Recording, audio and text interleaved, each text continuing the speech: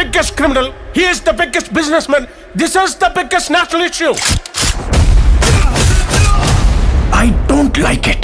Powerful people make places powerful সিনেমার এই iconic ডায়লগটি যেন বাস্তব জীবনে এই মানুষটির সাথে সবচেয়ে বেশি মানিয়ে যায়। একজন সাধারণ বাস ড্রাইভারের সন্তান হয়েও আজ তিনি রাজত্ব করছেন পুরো ভারতের বক্স অফিসে। পকেটে মাত্র 300 টাকা নিয়ে একদিন যে ছেলেটি বাড়ি ছেড়েছিল, আজ তাকে দেখলেই কোটি কোটি ভক্তের মুখে একটাই নাম প্রতিধ্বনিত হয়, রকিং স্টার ইয়াশ।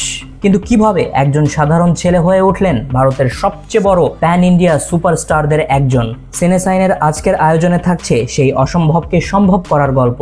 কর্ণাটকের এক মধ্যবিত্ত পরিবারের জন্ম নেওয়া নবীন কুমার গৌড়ার ছোটবেলা থেকেই স্বপ্ন ছিল অভিনেতা হওয়ার। কিন্তু মধ্যবিত্ত পরিবারের স্বপ্ন দেখলেই তো আর হুট করে নায়ক হওয়া যায় না। পরিবারের চাওয়া ছিল ছেলের একটা নিরাপদ ভবিষ্যৎ, কিন্তু ইয়াশের দু চোখ তখনও আটকে ছিল সিনেমার রূপালী পর্দায়। তাই মাত্র 16 বছর বয়সে বুক ভরা স্বপ্ন আর পকেটে মাত্র 300 টাকা সম্বল করে তিনি পাড়ি জমান অচেনা শহর বেঙ্গালুরুতে। না ছিল কোনো পরিচিতি, না ছিল বড় কোনো সুযোগ। শুরু হয় জীবনের সবচেয়ে কঠিন সংগ্রাম। থিয়েটার গ্রুপে কাজ করতে গিয়ে কখনো ব্যাক স্টেজের কাজ করেছেন, আবার কখনো দিনে মাত্র 50 টাকা আয় করে পেট চালিয়েছেন। কিন্তু শত কষ্টের মাঝেও তিনি একটা জিনিস হারাননি, নিজের উপর অটুট বিশ্বাস।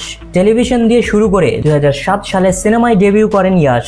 2008 সালে মগিনা মানসুর সিনেমায় সাপোর্টিং রোলের অভিনয় করে তিনি প্রথমবারের মতো সবার নজর কাড়েন এবং জিতে নেন ফিল্মফেয়ার অ্যাওয়ার্ড। কিন্তু লিড রোলে তার প্রথম সিনেমা রকি বক্স অফিসে মুখ থুবড়ে পড়ে। ক্যারিয়ারের শুরুতেই এমন ধাক্কা খেয়েও তিনি থামেননি। এরপর গুগলি, রাজা হুলি বা গাজকেশরীর মতো হিট সিনেমা দিয়ে ঘুরে দাঁড়ান। আর 2014 সালের ব্লকবাস্টার মিস্টার অ্যান্ড মিসেস রামচারি তাকে পরিণত করে কর্ণাটক সিনেমার অন্যতম বড় সুপারস্টারে। কিন্তু কে জানতো তার ক্যারিয়ারের সবচেয়ে বড় বিস্ফোরণটা তখনও বাকি। সালটা ছিল 2018। ডিরেক্টর প্রশান্ত নীল আর অভিনেতা ইয়াশ মিলে পর্দায় নিয়ে এলেন কেজিএফ চ্যাপ্টার 1। বস্তির এক দরিদ্র ছেলে যার লক্ষ্য ছিল নিজের সাম্রাজ্য তৈরি করা। বক্স অফিসে করলেন শাহরুখ খানের সাথে ক্ল্যাশ, কিন্তু সব হিসাব পাল্টে দিয়ে বড় এক বিস্ফোরণ ঘটালেন ইয়াশ।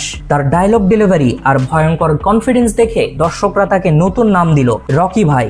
রাতারাতি ইয়াশ কন্নড় ইন্ডাস্ট্রি ছাড়িয়ে হয়ে উঠলেন পুরো দেশের ন্যাশনাল সেন্সেশন। তবে আসল সুনামিটা এলো 2022 সালের 14 এপ্রিল। 4 বছর অপেক্ষার পর রিলিজ হলো কেজিএফ চ্যাপ্টার 2। এবার রকি ভাই যেন আরো ভয়ঙ্কর। তার এন্ট্রি থেকে শুরু করে আধিরার সঙ্গে রক্তক্ষয়ী সংঘর্ষ, প্রতিটি মুহূর্ত ছিল মাস এন্টারটেনমেন্টের বিস্ফোরণ। ওয়ার্ল্ড ওয়াইড বক্স অফিসে প্রায় 1200 কোটি রুপির পাহাড় সমান কালেকশন করে সিনেমাটি। ইয়াশ প্রমাণ করলেন তিনি আর শুধু কর্ণাটক সুপারস্টার নন, তিনি একজন global icon, a true pan Indian superstar. KGF 2 এর পর চাইলে ইয়াশ হয়তো অনেক সিনেমায় সাইন করতে পারতেন, কিন্তু তিনি অপেক্ষা করেছেন, কারণ রকি ভাইয়ের পর সাধারণ কোনো সিনেমা দিয়ে দর্শকদেরকে সন্তুষ্ট করা সম্ভব নয়। তাই আবারও 4 বছরের দীর্ঘ অপেক্ষার অবসান ঘটিয়ে অবশেষে আসছে তার নতুন প্রজেক্ট টক্সিক। গীতু মোহনদাসের পরিচালনায় সম্পূর্ণ অচেনা এক জগৎ ও নতুন অবতারে আসছেন ইয়াশ। এবার দর্শক দেখতে যাচ্ছে তার সম্পূর্ণ ভিন্ন দুটি রূপ। আসন্ন 26শে আগস্ট টক্সিকের রিলিজকে ঘিরে যে হাইপ তৈরি হয়েছে তাতে বোঝাই যাচ্ছে বক্স অফিসে নতুন একটা রেকর্ড গড়তে আসছেন তিনি। তবে চমকের এখানেই শেষ নয়। টক্সিকের ঠিক পরেই অপেক্ষা করছে দাঙ্গাল খ্যাত নিতেশ তিওয়ারির মেগা প্রজেক্ট রামায়ণ, যেখানে রামের চরিত্রে রণবীর কাপুর, সীতার চরিত্রে সাই পল্লবী আর রাবণ চরিত্রে আসছেন ইয়াশ। একই বছরে এই দুইটি মেগা প্রজেক্ট যদি ক্লিক করে যায়, তাহলে ইয়াশের ক্যারিয়ার যে কতটা বিশাল জাম্প নেবে তা কল্পনারও বাহিরে। একটু চোখ বন্ধ করে ভাবুন তো, যে ছেলেটা মাত্র 300 টাকা নিয়ে বাড়ি ছেড়েছিল, যার বাস স্টপে রাত কেটেছে, সেই ছেলেটাই ফ্লপ সিনেমা থেকে ঘুরে দাঁড়িয়ে আজ পুরো ভারতীয় বক্স অফিসের চেহারা বদলে দিয়েছে। ইয়াশের এই গল্প শুধু একজন অভিনেতার গল্প নয়, এটা প্রমাণ করে যে স্বপ্ন যদি বড় হয়, তাহলে এই পৃথিবীকেও আপনার সামনে একদিন মাথা নত করতে হবে। আজ ভক্তদের কাছে তার প্রতিটি সিনেমা শুধু একটি সিনেমা নয়, একটা মেগা ইভেন্ট।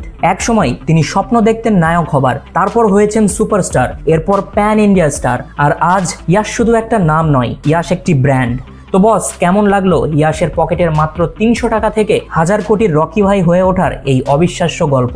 আপনি যদি মনে করেন ইয়াশের ক্যারিয়ারের সবচেয়ে আইকনিক চরিত্র রকি ভাই থাকবে, তাহলে এখনই কমেন্ট বক্সে লিখুন রকি ভাই। আর সিনেমার পেছনের এমন সব অজানা ও রোমাঞ্চকর গল্প জানতে অবশ্যই সাবস্ক্রাইব করে পাশে থাকা বেল আইকনটি বাজিয়ে দিন। Cinesign, where cinema become a story. তো গুরু, দেখা হচ্ছে আগামী কোনো ভিডিওতে। Till then, signing out.